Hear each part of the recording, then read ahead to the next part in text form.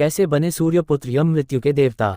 जाने ये रोचक कथा। आज हम आपको सूर्यपुत्र यम के यमराज यानी कि मृत्यु के देवता बनने की बहुत ही रोचक कथा बताने जा रहे हैं। हिंदू धर्म में यमराज को मृत्यु का देवता माना जाता है। यमराज व्यक्ति की आत्मा को उसके कर्म अनुसार मृत्यु के बाद उपयुक्त स्थान प्रदान करते हैं।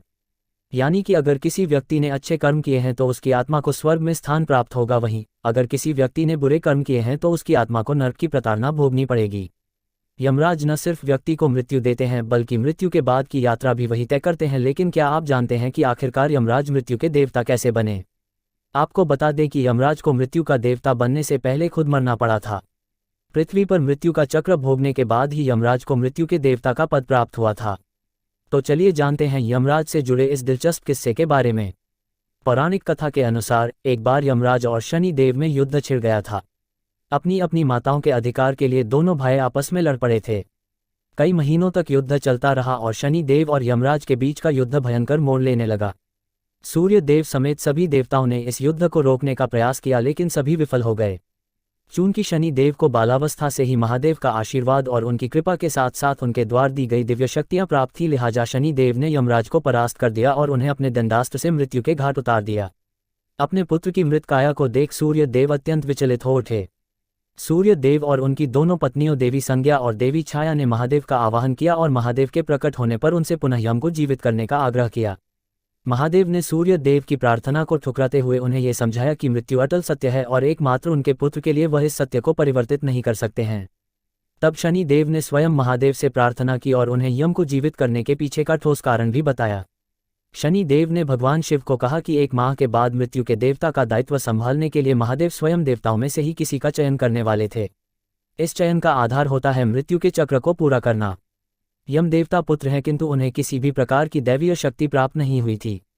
इसी कारण से वह अमृत से वंचित थे और उनकी मृत्यु हुई। इस तरह यम ने मृत्यु का चक्र सर्वप्रथम पृथ्वी पर पूरा कर लिया है। इस आधार पर महादेव को यम को न सिर्फ जीवित करना चाहिए बल्कि उन्हें मृत्यु का देवता भी बनाना चाहिए। भगवान शिव शनि देव के तर्क से प्रसन्न हुए और उन्होंने शनि देव के आग्रह पर सूर्यपुत्र यम को जीवित कर दिया। भगवान शिव ने सूर्यपुत्र यम को मृत्यु के देवता का कार्यभार सौंपा और इस प्रकार सूर्यपुत्र यम मृत्यु देव यमराज बने। यमराज, जिन्हें मृत्यु का देवता और धर्मराज भी कहा जाता है, से जुड़े कई रहस्य हैं जिनमें मृत्यु के बाद आत्मा का सफर, यमलोक और न्याय की अवधारणा शामिल हैं।